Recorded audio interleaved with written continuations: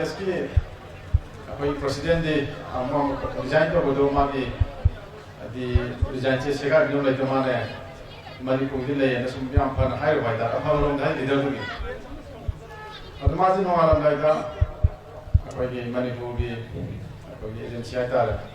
commander police खंगे मोई गाड़ी मातु लगा फाये पता को शलका अतो हायर बोगे अदोई अनुवाई मददना मापनी मतुंग दगी वाखन से याम यांग बने खले ममांग ले बदुगा उसके खेलर बने खले मसे के नागर से फाटी ले कोई के मिनिस्टर मयाम तक हाइता अकोई से युनाव खेमचाना मायाम गन तुम मणिपुर से शांति हजन पाम बा जात बिजात खाइदना तुम लुसिंग गवा न पाम वेरगा मणिपुर शांति हजन को वखल पाम दगी पुल्लगा वनम मिलबने तो लाइफ पानी सोचा मिदना अको फेब्रुअरी की तांग मापलदा स्वाइदा अदु मयामना उबिरमने सिगम बखरा हाइता अवन म लापतो मतमदर खमिरमने अखोई मी फारगा रेसम तांबा मिदां चप नोइता काम लेरमने दो मसी दो यामना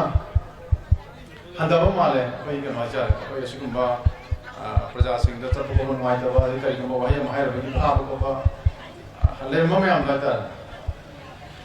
आई हद की अखोई की 20 जनवरी नुमित से फंक्शन जे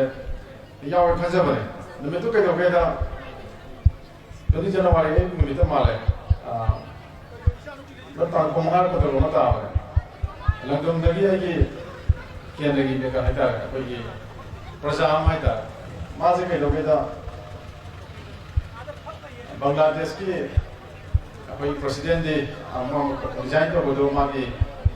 दी रिजाइन से सेगा गिनो लेते माने मणिपुर की ले न सुम याम फन हायर वाइदा अफालों दा leader दुगी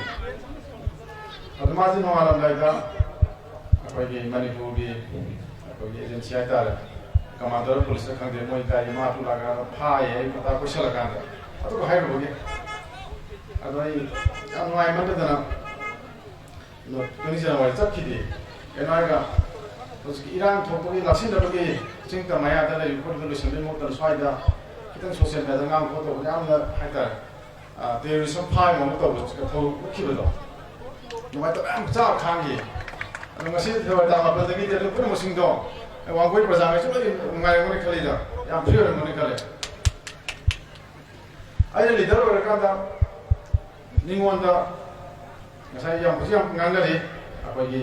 mito pa ma ko pa na chinna ai sigum ngamba aduga ai ni people ka na hona botar ka pa jan ma na tabira ngone si to do pe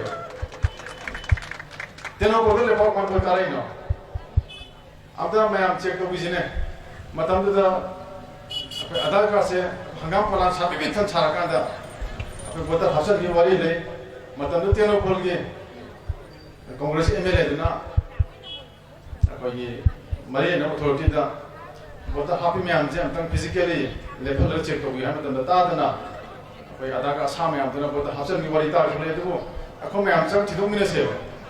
अदो ngasi अखो मारी सिंह से करावे देव अखोई boat car ले police में पुकेन सेंग दोगिने रो चिंदरा बाबा ngang ba somdana ai ni बोट कार हर बदामी तो कुसनबा ai नो बानु करवा तो हम सो चिंदना इबाने कन से आइबा सुम तो वगदि शांति लावे रो खलर कने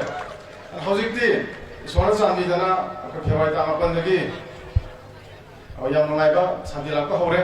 मखा ता अथु मतमदा कोई जाति पुनपु सिंगल नंबर फबा कोई लीडर अमा कोई सोइदना सोना हापिरकनी खले अदु ngасai लेरिबा कोई मरका हजि लेरिबा कोई सेमाइ चपन नमजिबा अदिपा मोरे चपन नमजिसु मयाम से अथु मतन चपन नमकानि याम नुंगाइ हानगे मणिपुर दो सो ओरकने आबगी थाजबले हजि सो को लेपलेतना कोई सिदा तमे नंग ओनर लेबे यावरि सिमान साकेने कोई पुन बनमिनारि अने ngasi गसिकुंबा बॉलीबॉल सानबगी तमसे लाइरिबा प्लेयर नि